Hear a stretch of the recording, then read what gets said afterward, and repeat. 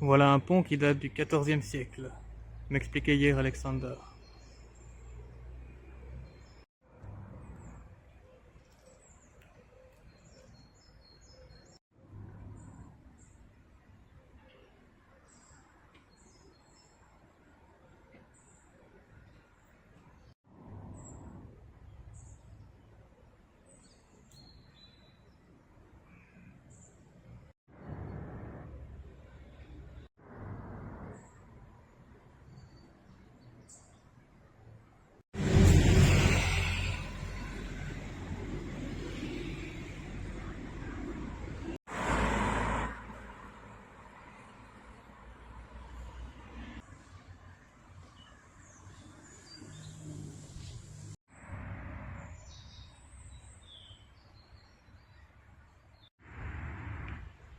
On les sortait derrière nous, direction les Pyrénées.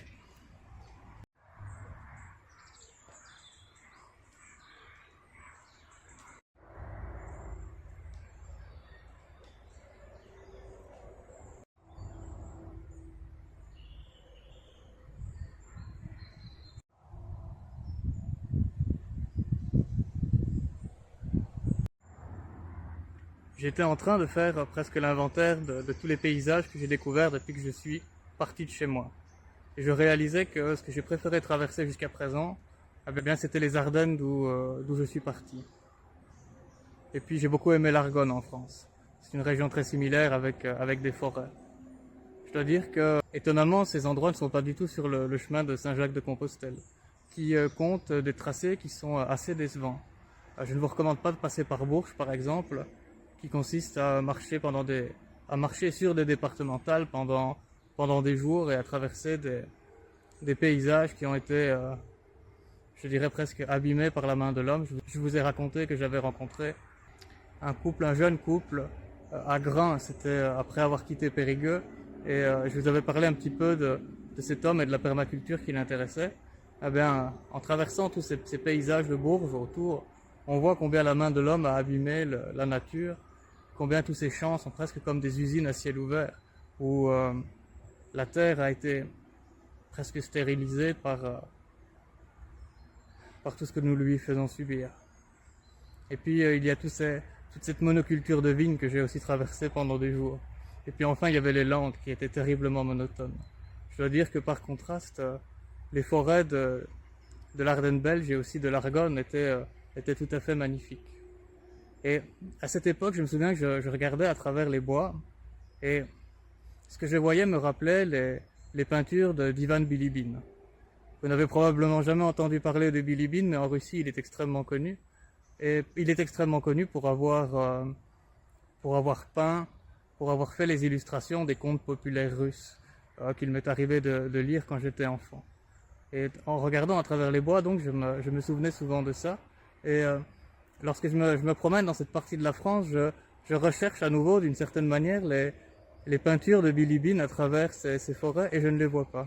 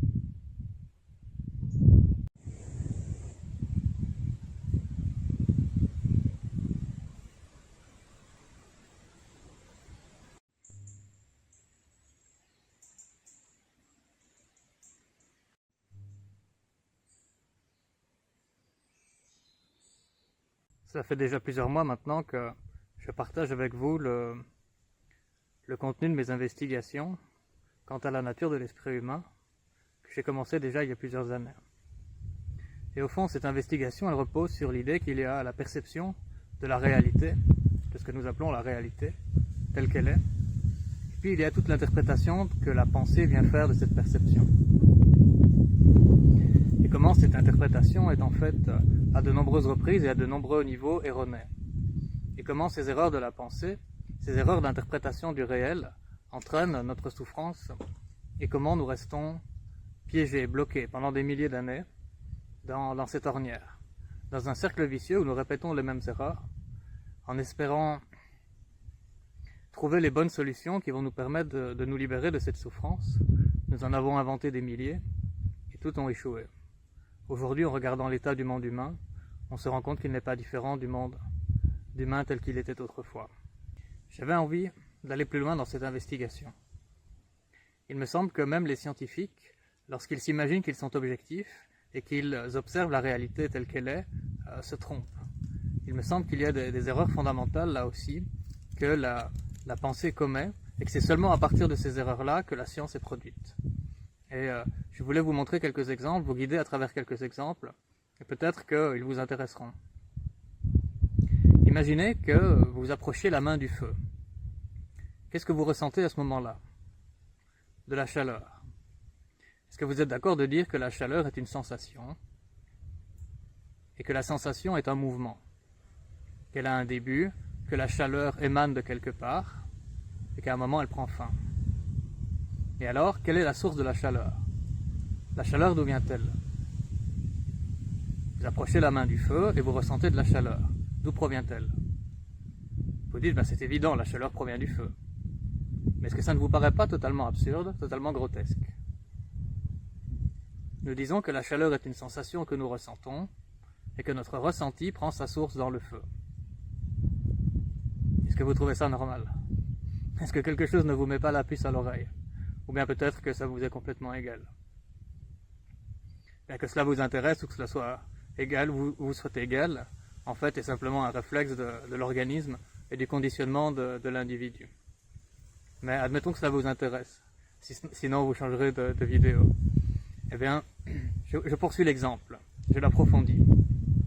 Disons que vous ne vous contentez pas d'approcher la main du feu, mais que, pour le besoin de l'exemple, vous mettiez carrément la main à l'intérieur du feu.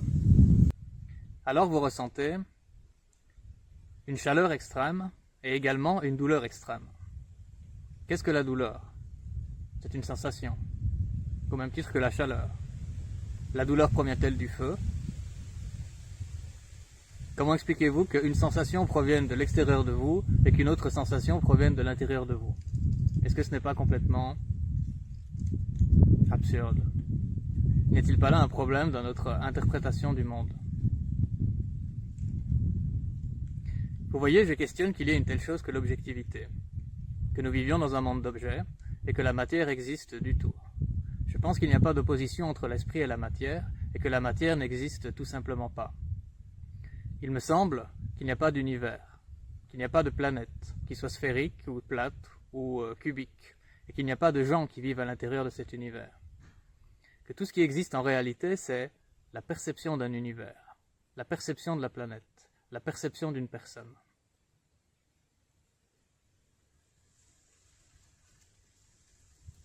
Il me semble que les 5 sens n'appartiennent pas au corps humain, que les 5 sens appartiennent directement à la conscience, et que le corps humain est lui-même une image, une sensation qui apparaît dans la conscience elle-même. En ce sens, que nous sommes en train de vivre est-il différent d'un rêve, ici et maintenant? Vous rêvez que, vous et moi, nous partons en Égypte, et que nous allons voir Khéops, et que nous nous promenons dans les rues du Caire, et que nous discutons avec des Égyptiens. Et puis vous vous réveillez. Est-ce que j'étais vraiment à l'intérieur de votre rêve?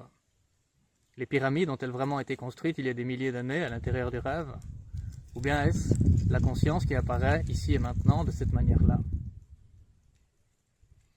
Quand vous jouez à un jeu vidéo et que vous essayez de vous échapper d'un labyrinthe et que vous vous retrouvez face à un cul-de-sac, ce cul-de-sac, ce mur en briques qui vient vous barrer la route, en réalité, les développeurs ne l'ont pas construit brique après brique. Il n'y a là qu'un mur invisible. Il n'y a là que du vide. Et ce vide est recouvert d'une tapisserie, d'une texture, qui semble être des briques. Eh bien, je dirais que il n'y a pas de main, que la main n'est qu'une forme et une couleur, que le feu n'est qu'une forme et une couleur, que ce sont des sensations, de la même manière que la chaleur est une sensation également, et que toutes ces sensations proviennent d'une seule et même source qui est la conscience. Regardez, je reprends cet exemple. Vous avez amené la main près du feu, et ce faisant, elle est devenue particulièrement chaude. Maintenant, admettons que vous plongez la main dans une rivière de montagne en hiver, et vous dites que cette eau est froide, que cette eau a une caractéristique, que c'est le froid, et que le froid est lié à l'eau. Vous vous retrouvez donc avec une main particulièrement chaude et une autre qui est particulièrement froide. Admettons que vous ayez en face de vous une bassine qui soit remplie d'eau à température ambiante. Vous plongez les deux mains simultanément à l'intérieur de cette eau. Ne vous semble-t-il pas qu'une main, celle qui était plus chaude, se rafraîchit, alors que celle qui était plus froide se réchauffe? Dès lors, la sensation du chaud et du froid peuvent-ils vraiment provenir de l'eau? Ne proviennent-ils pas en fait de vous, de la conscience en elle-même?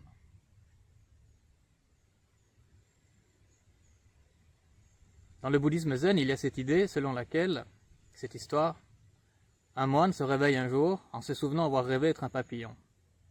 Et il se demande alors si au fond il n'est pas un papillon qui rêve maintenant d'être un moine. Je dirais que la pensée, dans son interprétation de la perception, l'a objectifiée. La pensée a transformé d'une certaine manière, elle ne l'a pas réellement fait, elle n'en a pas le pouvoir, mais elle s'est imaginée que la perception était en fait de la matière, un objet. Et le moine, en fait, est un concept, un souvenir, une idée, une notion, enregistrée dans la mémoire. La pensée a enregistré toutes sortes d'informations dans la mémoire. La pensée elle-même est une information enregistrée dans la mémoire. Et d'une certaine façon, il n'y a pas de moine, il n'y a pas de papillon. Tout ce qu'il y a, c'est la perception du moine et du papillon. Mais c'est la nature de la pensée de diviser, de comparer, de mesurer. Qu'est-ce qu'une mesure si ce n'est une comparaison? Et donc tout le mouvement de la pensée repose sur une division, sur le besoin de catégoriser les choses. Le moine, le papillon, le moine, le laïc, le papillon de nuit. Toute cette division entre les sensations pourrait bien avoir amené la pensée à les objectifier. Admettons que vous posiez votre main sur la table, que vous vous mettiez à pousser. En faisant cette expérience, une sensation apparaît, et cette sensation, c'est la solidité. Et la pensée déclare que cette sensation est tout à fait objective, que personne ne peut dire autre chose que la table est solide. Si on fait et répéter à plusieurs êtres humains la même expérience, ils arrivent tous au même résultat, la table est solide. Maintenant, admettons qu'un diplodocus s'asseye à cet endroit-là. Sous son poids, la table vole en éclats, elle se transforme en un tas de cure-dents. Est-ce que, du point de vue du diplodocus, la table est solide? Vous traversez une toile d'araignée, et vous la déchirez peut-être même sans vous en rendre compte.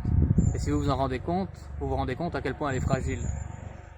Mais le fil de la toile d'araignée ne paraît-il pas être comme un câble en acier pour l'insecte qui est emberlificoté? Y a-t-il une telle chose que l'objectivité? Vous regardez une guitare électrique, elle est de couleur rouge. Et vous dites, cette guitare est objectivement rouge, personne ne peut dire le contraire. Mais un chien assis à côté de vous, admettons qu'il voit en noir et blanc, regarde également le même objet. Et il dit, lui, que la guitare n'est pas rouge. Qui a raison? Vous observez le dos de votre propre main, et vous voyez qu'il y a là une couleur. Quelle est la couleur de la main? Maintenant, vous regardez le dos de la main au microscope, et vous voyez alors apparaître toutes sortes de nouvelles couleurs qui n'étaient pas là auparavant. Alors, quelle est la couleur de la main? Est-elle rose ou brune? Ou bien est-elle arc-en-ciel? Où est l'objectivité? Il me semble que la pensée, en catégorisant les choses, en faisant des souvenirs, a transformé la perception en un objet, qu'elle a objectifié la perception, et que nous nous imaginons vivre dans un monde d'objets étant un objet nous-mêmes, et que ces objets ont des caractéristiques, qu'ils peuvent être chauds ou froids, qu'ils peuvent être solides ou fragiles, qu'ils peuvent être de telle couleur ou de telle couleur. Pourtant, si nous nous accrochons à cette croyance de la matière, tout est compliqué. Regardez, on est obligé de croire qu'au début il n'y avait que le monde minéral, et puis que du monde minéral est apparue la vie, sous la forme du monde végétal, d'où le monde animal lui-même a surgi, et l'être humain en découle. Chez non manquant ou non, l'être humain est un mammifère. Or, selon cette explication, c'est le non-vivant, le minéral, qui a fini par donner naissance à quelque chose de vivant. Est-ce que c'est rationnel? Est-ce que ce n'est pas absurde? Vous vous asseyez là, pendant autant de milliards d'années qu'il le faut, et regardez une pierre, elle va finir, elle qui est non-vivante, par donner la vie. Voilà ce qui est expliqué. Et par là même, dans ce processus d'évolution, finit par apparaître un cerveau, et le cerveau, nous dit-on, va produire la conscience. C'est-à-dire qu'on nous explique que le non-conscient, donné-lui suffisamment de temps, va se rassembler de lui-même, par hasard ou par dessein, par hasard ou par le truchement d'une divinité, et ce non-conscient va un jour parvenir à produire quelque chose qui est le conscient. Est-ce que tout ça est bien sérieux? En revanche, si vous éliminez cette erreur de la pensée selon laquelle il y aurait une telle chose que la matière, tout ce qui reste, c'est la perception. Le sutra du lotus, qui est si cher au bouddhisme, prend alors tout son sens. Les formes sont vides, et le vide est une forme. Il paraît qu'il y a des gens qui, lorsqu'ils entendent ça, cela produit un déclic dans leur psyché, et ils connaissent à ce moment-là une transformation totale, radicale et irréversible. Ne soyez pas jaloux, je le suis. Les formes sont vides, c'est-à-dire il n'y a pas d'objet qui possède de caractéristiques intrinsèques. Il n'y a pas d'univers, il n'y a pas de feu, il n'y a pas de main, il n'y a pas d'eau, il n'y a que des perceptions qui apparaissent de cette manière-là. Il n'y a pour ainsi dire que la conscience, qui est comme une plaie d'eau universelle, qui est absolument absolue, qui ne peut pas être mesurée par la pensée. Elle n'est ni rouge, ni bleue, ni de gauche, ni de droite, ni grande, ni petite, n'a pas de début, n'a pas de fin, mais elle prend des formes, et elle prend des formes de manière impermanente. Et nous parlons d'impermanence, mais nous croyons qu'il s'agit de l'impermanence d'objets.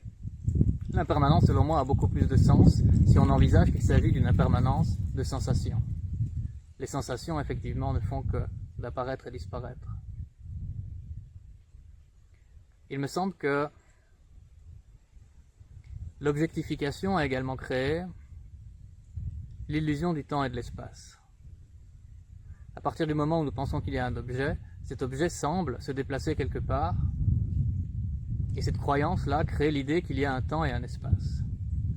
Vous voyez, lorsque je marche, il y a la méditation qui s'installe, et je vois que tout ce qu'il y a, c'est en fait une image, et que je ne vais nulle part, que c'est l'image qui défile, que c'est le sol qui défile sous mes pieds d'une certaine manière.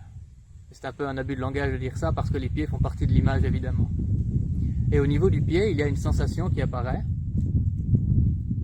il y a une sensation qui disparaît, qui apparaît, qui apparaît, qui disparaît, d'un côté et puis de l'autre. À mesure que je marche, ces sensations apparaissent et disparaissent. Et ces sensations en elles-mêmes, au niveau de la plante du pied et du sol, qui sont des images, en fait ne disent pas que l'on va quelque part. Jouez à ça. Vous marchez à la maison dans un couloir, et vous vous rendez particulièrement attentif. Et vous réalisez que vous n'allez nulle part, que ce sont les murs qui défilent. C'est simplement une image qui défile. Et il y a le chambranle de la porte, là-bas au loin. En fait, il ne se rapproche pas. C'est l'image qui s'agrandit, s'agrandit, s'agrandit, et puis le chambranle disparaît. Il n'y a pas de chambranle là-bas. Il n'y a que la perception d'un chambranle. La nature de ce que nous sommes en train de vivre ici et maintenant est-il différent d'une image que nous regarderions à la télévision, sur un écran? Vous regardez un film de James Bond. Mais il n'y a pas vraiment James Bond en train de vivre des aventures là. C'est juste une image de James Bond, qui est fabriquée à partir de pixels. De la même manière, il n'y a pas non plus Daniel Craig, l'acteur, qui se trouve à ce moment-là à l'intérieur de votre téléviseur en train de jouer ses répliques. Et là, vous avez une illusion du temps et de l'espace. Vous avez l'impression qu'il y a un personnage qui évolue dans un espace-temps. Mais ce n'est pas du tout ce qui est en train de se passer. Il y a juste une apparence, une perception qui apparaît sur un écran. Eh bien, je dis que ce que nous sommes en train de vivre n'est pas différent du rêve. Que la conscience est comme un écran et qu'elle se manifeste elle-même par des perceptions. Dès lors, ce monde en réalité n'est-il pas que le reflet de la lune sur l'eau? Si nous nous accrochons à cette idée de la matière, je disais, tout est absurde, tout est compliqué. Le non-vivant aurait créé le vivant, le non-conscient aurait créé le conscient. Mais si nous partons du principe que la conscience est la source de tout, encore qu'il pourrait y avoir un niveau plus profond, alors tout tombe sous le sens. Vous n'avez pas de parents, vous n'êtes jamais venu au monde, vous ne mourrez jamais. Tout ce qu'il y a, ce sont des formes, des couleurs, des sensations qui apparaissent en vous. Ces 5 sens n'appartiennent pas au corps, ils appartiennent directement à la conscience, je l'ai dit, et le corps n'est qu'une perception lui-même de la conscience. Seulement voilà, il y a évidemment un ordre dans l'univers qui est observable, et c'est ce que les scientifiques étudient. On peut voir qu'il y a entre ces textures, entre ces tapisseries, une correspondance, une cohérence plutôt. Si on amène la perception de la main, l'image de la main, qui n'est qu'une forme et une couleur, dans le feu, qui n'est que la perception du feu, qui est aussi une image et une couleur, à ce moment-là, la perception d'une brûlure apparaît. Et la brûlure elle-même n'est qu'une forme, une couleur et une sensation. Est-ce que tout n'est pas comme ça? Je l'ai dit par le passé, dans ma démarche spirituelle, il n'y a pas de spéculation. Je ne spécule pas sur le fait qu'il y aura une vie après la mort, ou bien qu'il y aurait une telle chose que la réincarnation. Dans la théoria, ici et maintenant, je ne peux pas le déterminer. En revanche, dans cette observation directe de la réalité telle qu'elle est, il est possible de déterminer que la matière n'existe pas, qu'elle est en fait une interprétation de la sensation par la pensée. Dès lors, je ne m'amuse pas à jongler avec des idées étranges pour le plaisir d'une gymnastique intellectuelle. Ça ne m'intéresse pas. Ce qui m'intéresse, c'est de voir que la manière dont la conscience se manifeste, la conscience est alors son contenu, est une tragédie. Du moins pour ce que nous appelons la conscience humaine. Lorsque la conscience prend la forme de la vie d'un être humain, et tout ce que cela implique, cette vie est tragique.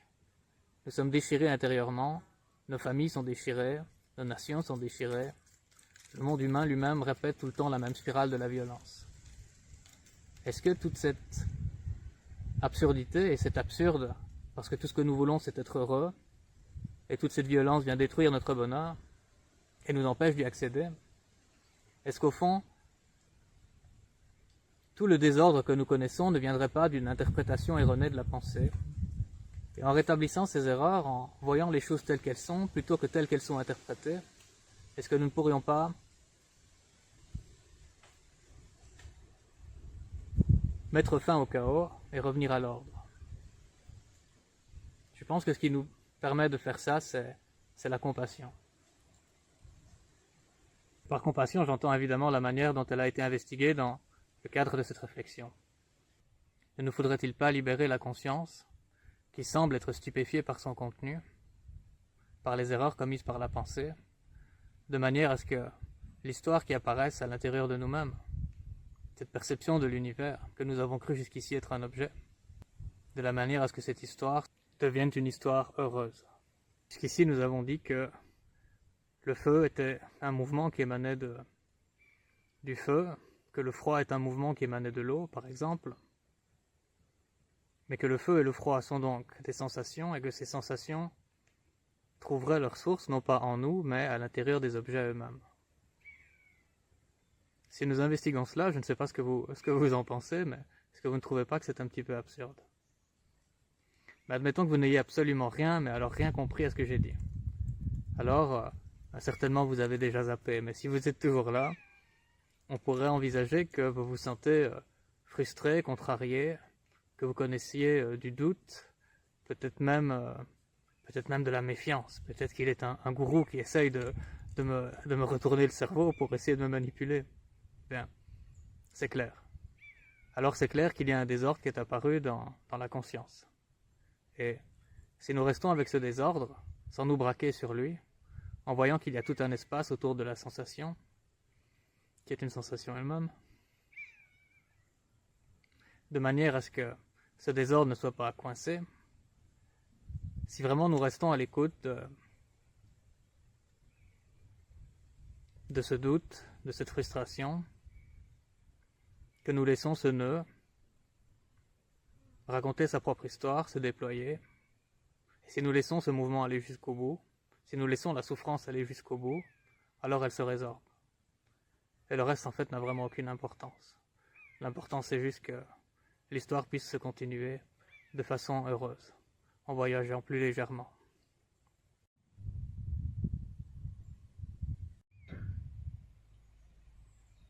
Attention, ceci n'est pas un cheval, mais la perception d'un cheval.